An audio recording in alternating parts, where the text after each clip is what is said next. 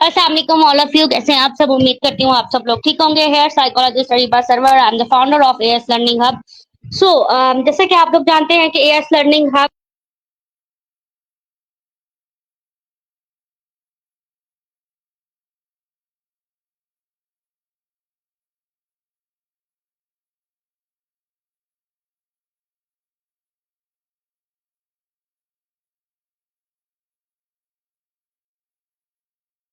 आप लोगों को प्रोवाइड कर सके। आज का हमारा सेशन जो है, firstly I will give you about my introduction.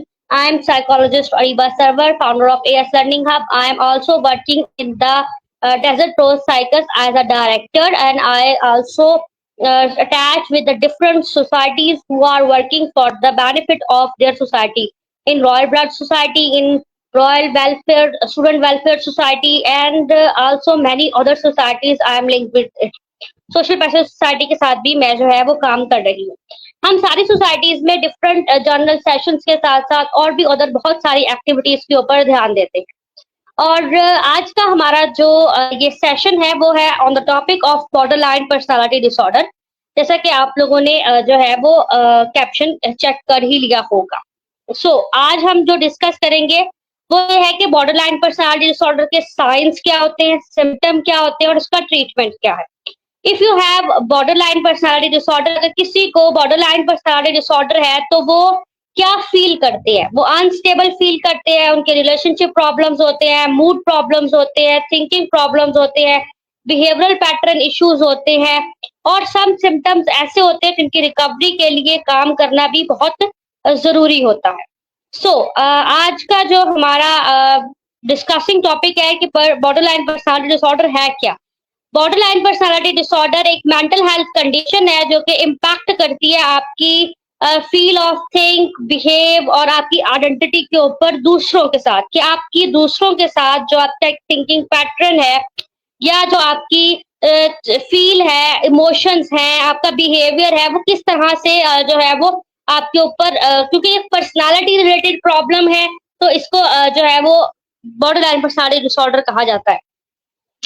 इसमें जो है वो प्रोबेबली रोलर कोस्टर वाली फीलिंग होती है, यानी कि पर्सन के जो इमोशंस हैं वो स्टेबल नहीं होते, वो बहुत ज्यादा रोलर कोस्ट करते हैं, यानी कि कभी बहुत पॉजिटिव सिम्टम्स नजर आएंगे, कभी बहुत नेगेटिव सिम्टम्स नजर आएंगे, और कभी हो सकता है कि उस पर्सन का बिहेवियर जो है वो बड़ा अग्रेशन वाला नजर आना स्टार्ट हो जाए। तो बीपीटी के जो पर्सन होते हैं वो एक्सट्रीमली सेंसिटिव होते हैं, इनकी सेंस ऑफ इमोशंस बहुत चेंज होते हैं, इनके सेल्फ इमेज, गोल्स, डिसलाइकिंग और इनकी लाइफ के जो एक चेंजेस हैं वो अनक्लियर होते हैं।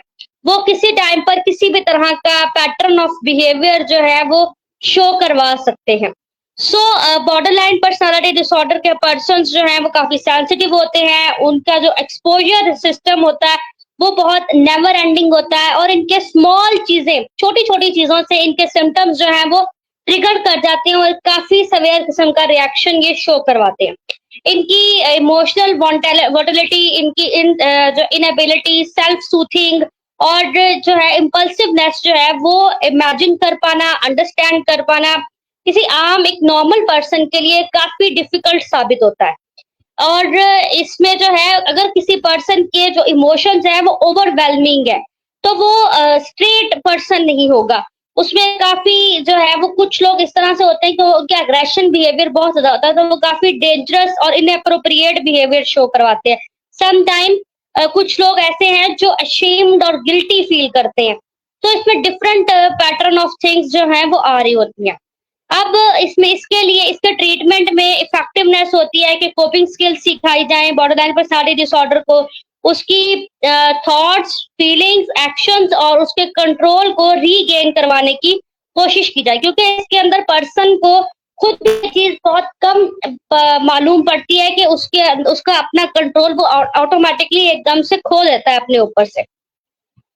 तो उसके अंदर अब यहाँ पर एक सवाल उठता है कि इज बीपीटी इज ट्रीटेबल, क्या बीपीटी का जो प्रॉब्लम है, बॉर्डर लाइन पर्सनालिटी डिसऑर्डर जो एक पर्सनालिटी प्रॉब्लम है, क्या ये ट्रीट की जा सकती है? In the past of mental health professionals के अंदर इसका जो है वो ट्रीटमेंट ढूंढना डिफिकल्ट था, लेकिन नाउ इन दीज डेज हम इसको जो है वो ट्रीट कर सकते हैं। ये ट्रीटेबल कंडीशन है, लेकिन डिफरेंट लॉन्ग टर्म प्रोग्नोसिस जो है इसके ऊपर इस्तेमाल किए जाते हैं ताकि पर्सन को जो है वो बेहतर तरीके से ट्रीट किया जा सके। इसमें जो है वो स्पेशलाइज्ड अप्रोच होती है कि बीपीटी पर्सन के लाइफस्टाइल को कंप्लीटली तौर पर चेंज करना पड़ता है। उसके अंदर डिप्रेशन के सिम्टम्स भी नजर आ रहे होते हैं और अदर कुछ और सिम्टम्स भी जो है वो नजर आ रहे होते हैं। इसके अंदर हीलिंग करने के लिए पर्सन की dysfunctional pattern, thinking, behaviour problem, distress problem और ये तमाम तर जो हैबिट्स हैं इसे लाइफ लॉन्ग वे पर जो है वो ट्रीट किया जाता है बाय द डिफरेंट एक्टिविटीज, जिसको लेकर जो है वो इस एक्टिविटी को जो है वो किया जाता है। उसके बाद जो है वो हम लोग इसके ऊपर जो है वो चूज करते हैं। अननेचुरल और अनकंफर्टेबल कंडीशंस भी आ रही होती हैं इसके अंदर, और पर्सन का अपने ऊपर अपने इमोशंस को बैलेंस करने का और कंट्रोल करने का काम भी काफी मुश्किल हो रहा होता है। लेकिन जो है वो कोशिश की जाती है कि इनको जो है वो बेहतर तरीके से ट्रीट किया जाए, इनको इमोशनल स्किल्स सिखाए जाए, कोपिंग स्किल्स सिखाई जाए और बताया जाए कि आप कौन सी चीज कैसे कर सकते हैं। ठीक है, अब आ जाते हैं कि हम रिकग्नाइज कैसे करते हैं। जो साइकोलॉजी की फील्ड से बिलोंग करते हैं वो इसके सिम्टम्स को पढ़ते हैं, समझते हैं। जो साइकोलॉजिस्ट साइकाट्रिस्ट होते हैं वो तो जल्दी इस चीज को रिकॉग्नाइज कर सकते हैं, लेकिन कोई आम पर्सन अगर किसी की फैमिली में किसी पर्सन को ये प्रॉब्लम अचानक से स्टार्ट हुआ है होना, तो आप थोड़ा बहुत रिकॉग्नाइज करके कोशिश कर सकते हैं कि उसे मेंटल हेल्थ केयर प्रोवाइडर के पास लेकर जाए। तो इसमें पर्सन एम्प्टी फील करेगा बहुत ज्यादा, उसके इमोशंस जो है वो क्विकली इन अ सेकंड वे में शिफ्ट होना स्टार्ट हो जाएंगे। या तो एक्सट्रीम किस्म की सैडनेस आ जाएगी, या एक्सट्रीम किस्म का एंगर होगा, या बहुत ज्यादा एक्सट्रीम किस्म की एक एंजाइटी शो करवाना स्टार्ट कर देगा। समटाइम कॉन्स्टेंटली वो पर्सन फेयरफुल फील करेगा, एफ्रेड फील करेगा।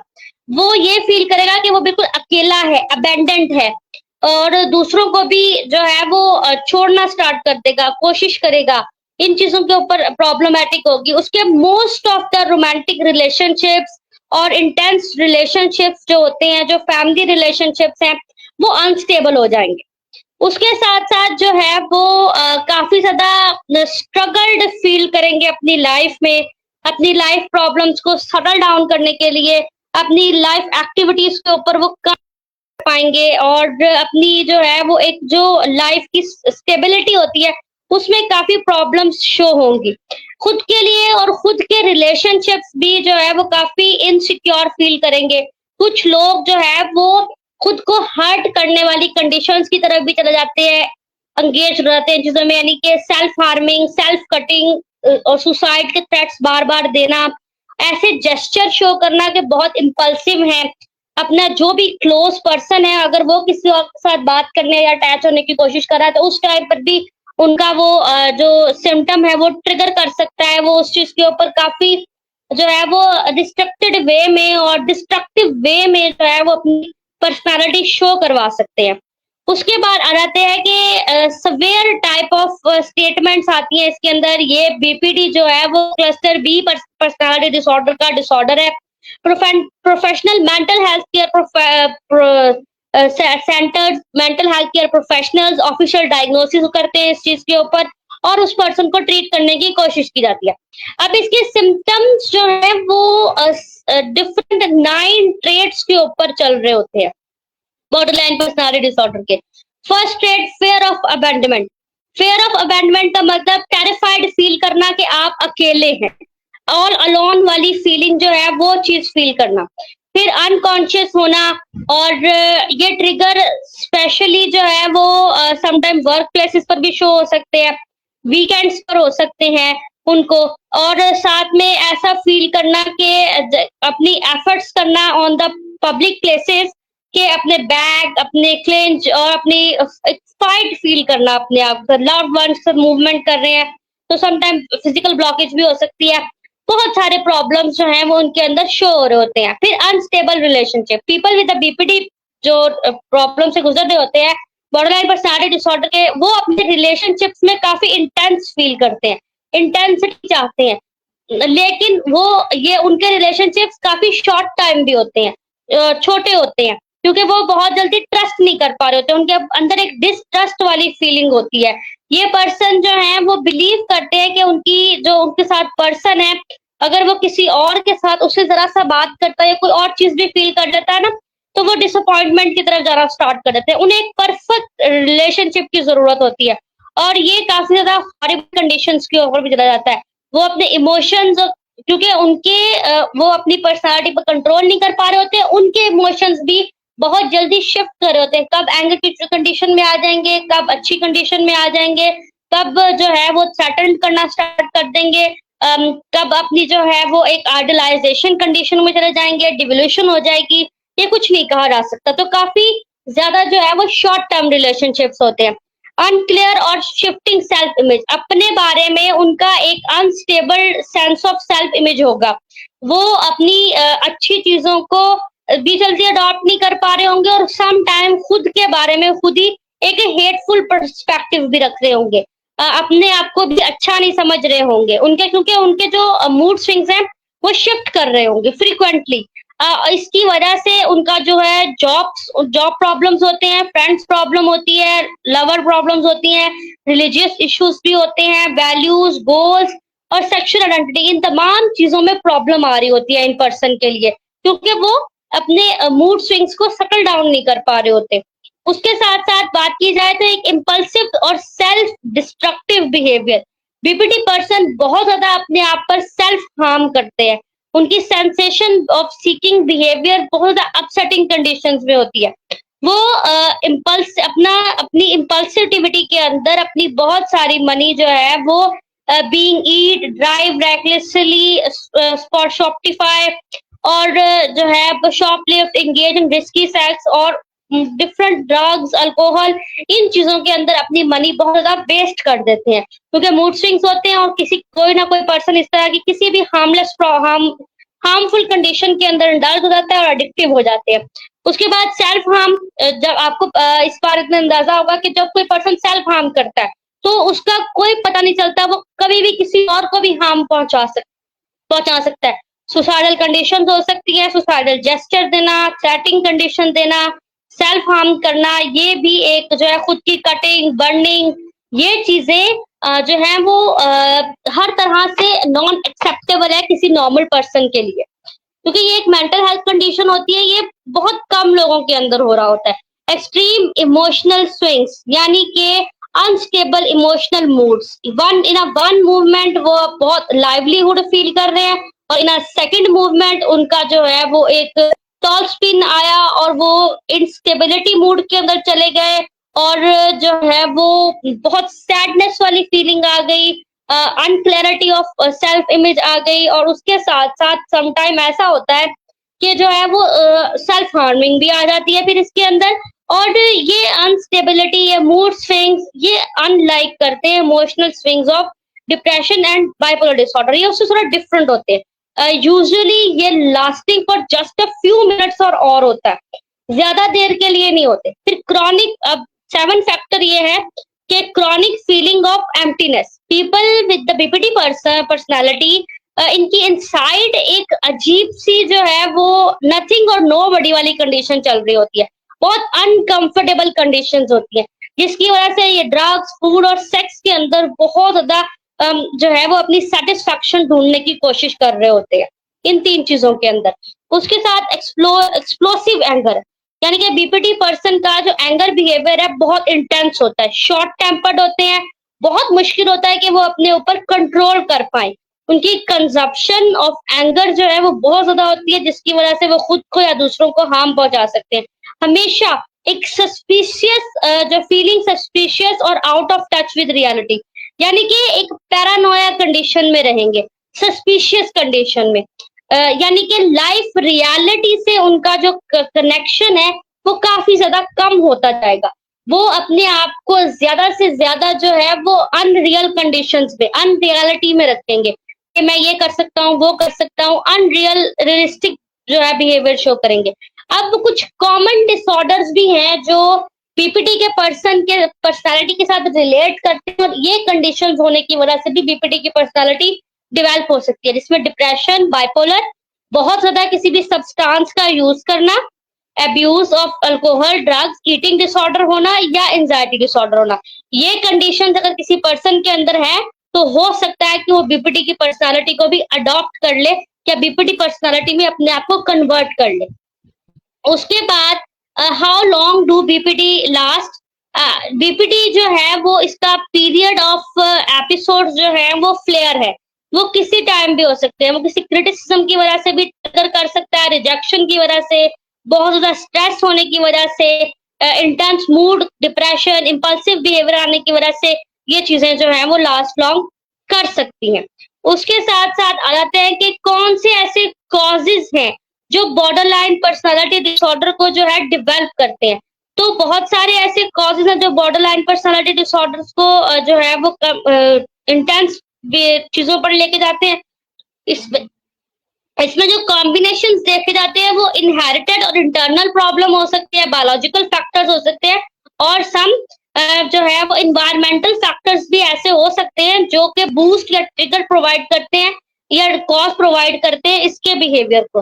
अगर जेनेटिकली बात की जाए तो स्टडीज शो करवाती हैं कि अगर किसी पर्सन के फैमिली में बॉर्डरलाइन पर्सनालिटी डिसऑर्डर का कोई पेशेंट रह चुका है, कोई क्लोज फैमिली मेंबर है, तो हो सकता है आगे चल के सिबलिंग्स या पेरेंट्स के अंदर भी कोई बीपीटी पर्सन क्रिएट हो सकता है।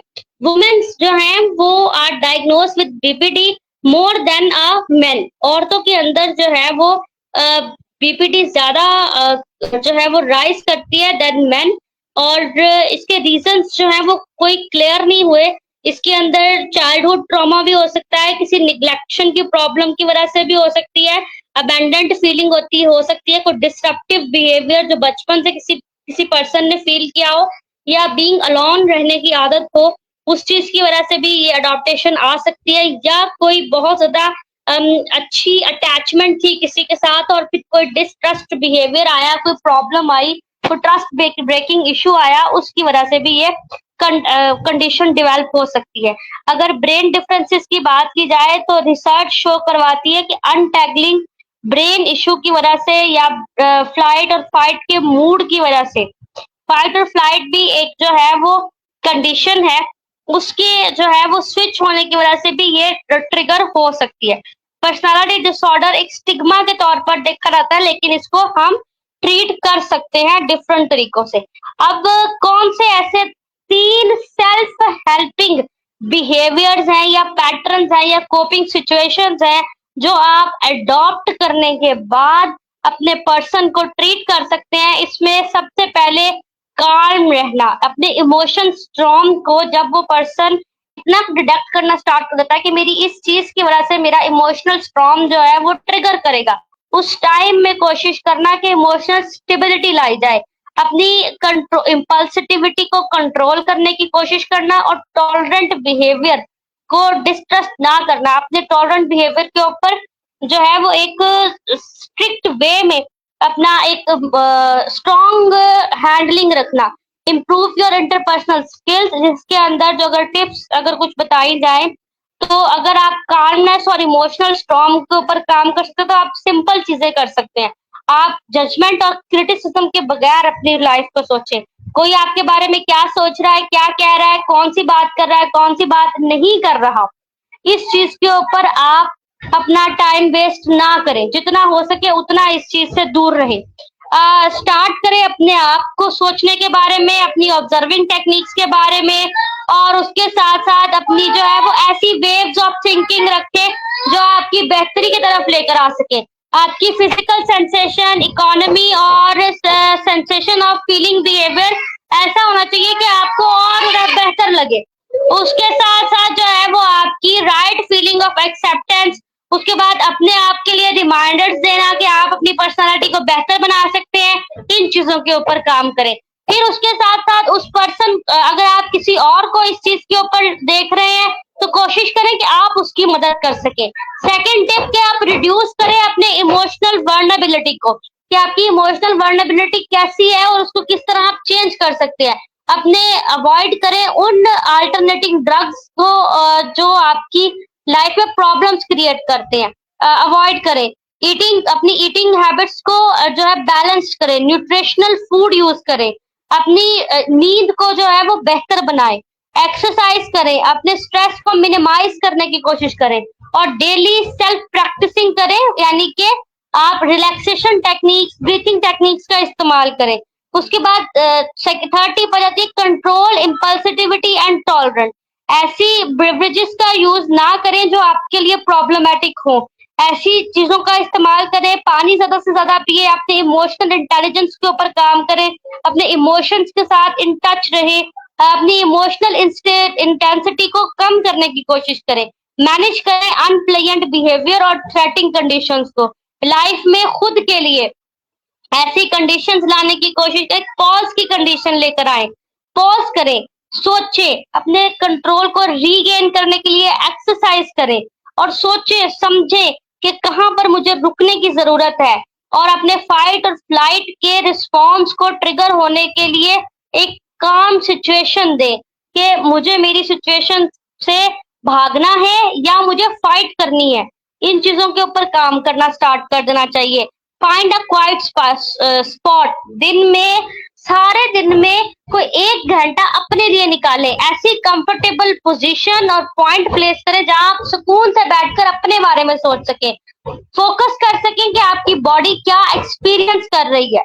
अपने जो आपके फीट है इन्हें फ्लोर पर रखें और फील करने की कोशिश करें कि फ्लोर का जो उस टाइम का टेम्परेचर है वो आपके लिए कैसा है। बैठ जाएं, अपने हाथों को गोद में रखें और महसूस करें अपने आप को, अपने आसपास के वेदर को। ब्रीथिंग एक्सरसाइज पे काम करें, डीप ब्रीथिंग एक्सरसाइज करें जो कि आपके लिए काफी इंपॉर्टेंट साबित हो सकती है। फिर अपने आप को मजीद काम और डिस्ट्रैक्ट करने के लिए टीवी देख सकते हैं आप लोग, अपनी फेवरेट मूवी शोज देख सकते हैं। एज अ बीइंग अ मुस्लिम आप जो है वो कुरान पाक की तिलावत कर सकते हैं, आप जो है वो नमाज पढ़े, आप लोग जो है वो अपनी माइंड रिलैक्सिंग के लिए सूरह रहमान पढ़ सकते हैं, सूरह यासीन पढ़ सकते हैं, काफी आपको हेल्पफुल साबित होगी। और अगर आप इसके साथ साथ अगर आप कोई लाइवलीहुड चाहते हैं तो आप म्यूजिक सुन सकते हैं, ऐसा जो कि आपको पॉजिटिविटी दे सके, आप अपने लिए खुद के लिए वर्क कर सके, अपने फ्रेंड्स के साथ अपने बिहेवियर को चेंज करके अपनी फ्रेंडशिप्स बढ़ाएं।